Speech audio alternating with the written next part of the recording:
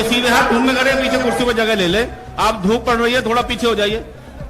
Bahujan Samaj party जिंदाबाद जिंदाबाद जिंदाबाद। बहुजन समाज पार्टी जिंदाबाद जिंदाबाद जिंदाबाद। बहन कुमारी मायावती जिंदाबाद जिंदाबाद जिंदाबाद। बहन कुमारी मायावती जिंदाबाद जिंदाबाद। बहुजन समाज पार्टी जिंदाबाद बहुजन समाज पार्टी जिंदाबाद। बाबा साहब बाबा साहब मानवर काशीराम साहब मानवर काशीराम साहब। बहन कुमारी मायावती जिंदाबाद बहन कुमारी मायावती जिंदाबाद बहन कुमारी मायावती जिंदाबाद। बीएसपी की क्या पहचान बीएसपी की क्या पहचान। जी आप संघर्ष करो जी आप आगे बढ़ो जी आप संघर्ष करो। बहन कुमारी मायावती जिंदाबाद बहन कुमारी मायावती जिंदाबाद बहन कुमारी मायावती जिंदाबाद बहन कुमारी मायावती जिंदाबाद। बीएसपी की क्या पहचान नीला झंडा हाथी बीएसपी की क्या पहचान नीला झंडा हाथी निशान। हमारे बीच में बहुजन समाज पार्टी की राष्ट्रीय अध्यक्ष, देश के सबसे बड़े प्रदेश उत्तर प्रदेश की 4 बार मुख्यमंत्री रही, हम सबकी नेता, दलितों व पिछड़ों अकलियतों के साथ साथ मुसलमानों के साथ साथ सर्व समाज की नेता, हम सबकी नेता, हमारी नेता हमारे बीच में आ चुकी है। हम आप लोगों से गुजारिश करें जन सैलाब से कि जोरदार माननीय बहन जी का स्वागत करें, जोरदार ताली बजाकर स्वागत करें। अब मैं गुजारिश के साथ कहेंगे कि हमारे बीच में जो हम लोग तोहफा देते हैं अपनी नेता को, तोहफे में हमारे तोहफा देने वालों में से पूर्व मंत्री हाजी याकूब कुरैशी, देवव्रत त्यागी जी और उनके परिवार के लोग, 2-3-4 लोग जिम्मेदार लोग, सभी जिम्मेदार साथी हमारे बीच में जो सप्रेम भेंट दे रहे, तोहफा दे रहे हैं बहन जी को, एक सोने का मुकुट। सभी लोग बहुजन समाज पार्टी जिंदाबाद बहुजन समाज पार्टी जिंदाबाद जिंदाबाद। बहन जी आप संघर्ष करो बहन जी आप आगे बढ़ो। बीएसपी की क्या पहचान नीला झंडा हाथी निशान। बीएसपी की क्या पहचान नीला झंडा हाथी निशान। बहन कुमारी मायावती जी जिंदाबाद जिंदाबाद जिंदाबाद। बहन कुमारी मायावती जिंदाबाद जिंदाबाद जिंदाबाद। बहुजन समाज पार्टी जिंदाबाद जिंदाबाद। बहन जी आप संघर्ष करो, हम आपके साथ। बहन जी आप आगे बढ़ो, हम आपके साथ हैं। हमारे बीच में बहुजन समाज पार्टी की राष्ट्रीय अध्यक्ष, देश के सबसे बड़े प्रदेश उत्तर प्रदेश की 4 बार मुख्यमंत्री रही, दलितों पिछड़ों मुसलमानों के साथ साथ सर्व समाज की नेता माननीय बहन जी हमारी आ चुकी हैं। मैं बड़े अदब के साथ माननीय बहन जी से गुजारिश करते हैं कि इस जन सैलाब को संबोधित करने का कष्ट करें। माननीय बहन जी, बहुजन समाज पार्टी जिंदाबाद। बहन जी तुम संघर्ष करो, बहन जी आप आगे बढ़ो, बहन जी आप संघर्ष करो, बहन जी आप आगे बढ़ो। बहुजन समाज पार्टी जिंदाबाद बहुजन समाज पार्टी जिंदाबाद। बीएसपी की क्या पहचान बीएसपी की क्या पहचान। बहुजन समाज पार्टी जिंदाबाद। माननीय बहन जी हमारे बीच में संबोधित करने की कष्ट करें। माननीय बहन जी, बीएसपी की इस चुनावी जनसभा में इकट्ठा हुए पार्टी के सभी छोटे बड़े पदाधिकारी एवं कार्यकर्तागण, आज आप लोग देश में व यहाँ आपके उत्तर प्रदेश स्टेट में भी लोकसभा के लिए हो रहे आम चुनाव में अपनी पार्टी के उम्मीदवारों के समर्थन में मुझे सुनने के लिए यहाँ इकट्ठा हुए हैं, तो इसके लिए मैं आप सभी लोगों का हार्दिक दिल से आभार प्रकट करती हूँ। वैसे आप लोगों को ये मालूम है कि हमारी पार्टी कांग्रेस, बीजेपी व अन्य किसी भी विरोधी पार्टी तथा गठबंधन आदि के साथ मिलकर नहीं, बल्कि अकेले ही अपनी पार्टी के बलबूते पर पूरी तैयारी व दमदारी के साथ ये चुनाव लड़ रही है। इसके साथ ही हमने टिकट बंटवारे के मामले में भी सर्व समाज के लोगों को उचित भागीदारी दी है। और इस मामले में वैसे आप लोगों को ये मालूम है कि आपकी जो मेरठ लोकसभा की सीट है, वैसे तो यहाँ सर्व समाज के लोग रहते हैं, मुस्लिम आबादी भी काफी ज्यादा है और अपर कास्ट समाज में से जो त्यागी ब्राह्मण समाज है उनकी भी आबादी बहुत ज्यादा है। हमने पूर्व में यहाँ इस सीट पर तो कई बार मुस्लिम समाज को हमने चुनाव के मैदान में उतारा है। लोकसभा के लिए हमने मुस्लिम समाज के व्यक्ति को चुनाव के मैदान में उतारा है, लेकिन इस बार त्यागी ब्राह्मण समाज के लोगों की ये दिली तमन्ना थी कि बहुजन समाज पार्टी इस बार किसी त्यागी या ब्राह्मण समाज के व्यक्ति को मौका दे, चुनाव लड़ने का मौका दे। तो मेरठ जो लोकसभा की सीट है, इस सीट पर हमने त्यागी ब्राह्मण समाज की भावनाओं को ध्यान में रखकर, साथ ही इनकी आबादी को भी ध्यान में रखकर हमने इस बार इस सीट पर बहुजन समाज पार्टी की ओर से श्री देवव्रत त्यागी को चुनाव के मैदान में उतारा है, जिनको कामयाब बनाने के लिए अपनी पार्टी के लोग पूरे जी जान से लगे हैं। हालांकि आज यहाँ आपकी इकट्ठा हुई अपार भीड़, वह भीड़ के जबरदस्त जोश को भी देखकर अब मुझे भी एक काफी हद तक भरोसा हो गया है कि पिछली बार की तरह इस बार भी आप लोग अपने प्रदेश से यह लोकसभा आम चुनाव में अपनी पार्टी का बेहतर रिजल्ट जरूर लाएंगे।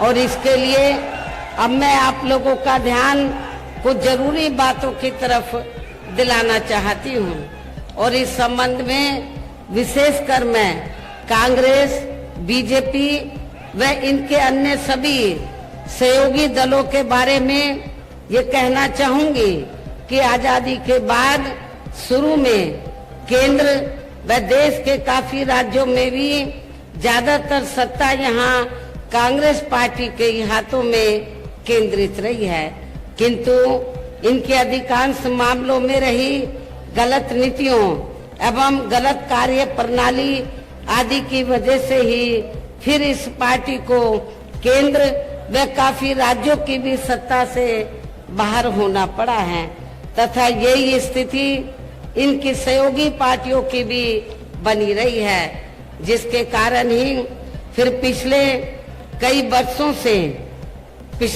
वर्षों से यहाँ बीजेपी व इनके सहयोगी दल केंद्र एवं काफी राज्यों की भी सत्ता में काबिज हो गए हैं, लेकिन इनकी भी ज्यादातर रही जातिवादी, पूंजीवादी, संकीर्ण, सांप्रदायिक व द्वेषपूर्ण नीतियों एवं कार्य प्रणाली आदि से तथा इनकी कथनी व करनी में भी काफी अंतर होने की वजह से अब ऐसा लगता है इस बार ये भारतीय जनता पार्टी भी केंद्र की सत्ता में आसानी से वापस आने वाली नहीं है, बशर्ते यदि ये चुनाव इस बार फ्री एंड फेयर होता है तथा आम चर्चा के मुताबिक वोटिंग मशीनों में भी कोई गड़बड़ी आदि नहीं की जाती है। और वैसे भी इस बार चुनाव में इनकी कोई भी पुरानी एवं नई चल रही नाटकबाजी, जुमलेबाजी व गारंटी आदि काम में आने वाली नहीं है, क्योंकि अब देश की जनता काफी हद तक इस बात को समझ चुकी है कि इनकी पार्टी ने अब तक देश के विशेषकर गरीबों, कमजोर तबकों, मध्यम वर्गीय एवं अन्य मेहनतकश लोगों को जो इन्हें अच्छे दिन दिखाने के असंख्य प्रलोभन भरे वायदे किए हैं तथा अनेकों हवाई व कागजी गारंटी आदि भी दी है, तो उनका जमीनी हकीकत में अभी तक इन्होंने लगभग 1/4 हिस्सा भी कार्य पूरा नहीं किया है, बल्कि इसके स्थान पर इनका ज्यादातर समय व ताकत भी यहाँ इनके अपने चहेते रहे बड़े बड़े पूंजीपतियों एवं धन्ना सेठों को ही ज्यादा से ज्यादा मालामाल व धनवान आदि बनाने में तथा उन्हें हर स्तर पर छूट देने व बचाने में ही लगी रही है, जिनके अधिकांश आर्थिक सहयोग से ही ये पार्टी व अन्य पार्टियां भी अपना संगठन चलाती हैं तथा चुनाव आदि भी लड़ाती हैं, जिसका काफी कुछ खुलासा बॉन्ड की आई रिपोर्ट से भी हो जाता है। इसके साथ ही अब ऐसा लगता है कांग्रेस पार्टी की तरह ही बीजेपी ने भी केंद्र की तमाम सरकारी जांच एजेंसियों का लगातार ज्यादातर राजनीतिकरण ही कर दिया है। इसके अलावा देश के किसान वर्ग भी वर्तमान बीजेपी की सरकार में शुरू से ही अपनी विभिन्न समस्याओं को लेकर काफी ज्यादा दुखी व परेशान रहे हैं और अभी भी हैं, जबकि यूपी में 4 बार हमारी पार्टी की रही सरकार ने इनके हितों का भी हर स्तर पर विशेष ध्यान रखा है। हमने अपनी चारों हुकूमतों में किसानों को खेती करने के लिए समय से सस्ते साधन हमने उपलब्ध कराए हैं। इसके साथ ही इनकी हर फसल का उचित दाम भी हमारी सरकार ने दिया है और आपके पश्चिमी यूपी में गन्ना काफी पैदा होता है। गन्ना किसानों को हमने पूर्व की रही सरकारों और वर्तमान सरकार की तुलना में हमने काफी बढ़ा चढ़ा के दाम गन्ना किसानों को दिया है। इतना ही नहीं बल्कि केंद्र में पूर्व की रही कांग्रेसी सरकार की तरह ही वर्तमान भाजपा सरकार में भी इनकी जातिवादी हीन सांप्रदायिक एवं पूंजीवादी सोच व नीतियों के चलते ही पूरे देश में सर्व समाज में से खासकर गरीबों, दलितों, आदिवासियों, पिछड़े वर्गों, मुस्लिम एवं अन्य धार्मिक अल्पसंख्यक समाज के लोगों का भी पूर्ण रूप से विकास व उत्थान आदि नहीं हो सका है। और इस संदर्भ में वैसे आप लोगों को ये मालूम है कि पूरे देश में यहाँ दलितों, आदिवासियों एवं अन्य पिछड़े वर्गों का सरकारी नौकरियों में वर्षों से अधूरा पड़ा आरक्षण का कोटा भी अभी तक भी पूरा नहीं भरा गया है। विशेषकर एससी व एसटी वर्गों के सरकारी कर्मचारियों का पदोन्नति में आरक्षण भी अब काफी हद तक प्रभावहीन ही बना दिया गया है। और मैं एससी एसटी वर्गों के कर्मचारियों को यहाँ ये भी बताना चाहती हूँ कि जब यूपी में समाजवादी पार्टी के नेतृत्व में सरकार थी तो इस सरकार ने एससी एसटी वर्गों के सरकारी कर्मचारियों का पदोन्नति में आरक्षण बिल्कुल ही खत्म कर दिया था। क्या एससी एसटी के कर्मचारी वर्ग या इस वर्ग के जो लोग हैं क्या ऐसी पार्टी को एक भी वोट देकर अपना खराब करेंगे जो पार्टी आपके आरक्षण को खत्म करने के लिए पूरे जी जान से लगी हुई है और वो सपा नहीं चाहती है एससी एसटी वर्गों के लोगों को आरक्षण का पूरा लाभ मिले। और इतना ही नहीं, जब इसके बिल को प्रभावी बनाने के लिए हमने राज्यसभा में संशोधन विधेयक हमारी पार्टी द्वारा सरकार पर काफी दबाव बनाकर जब ये विधेयक आया तो समाजवादी पार्टी के सांसदों ने इस बिल को ही फाड़ दिया था पार्लियामेंट के अंदर। अब आप खुद बताइए कि ऐसी समाजवादी पार्टी दलितों का, शोषितों का क्या वो भला कर सकती है? और इतना ही नहीं, इन वर्गों में जन्मे संतों, गुरुओं और महापुरुषों के नाम पर जो हमने जिले बनाए यूनिवर्सिटी बनाई और पार्क आदि बनाए, अनेकों संस्थानों के नाम रखे, वो भी ज्यादातर समाजवादी पार्टी की सरकार ने बदल दिए थे।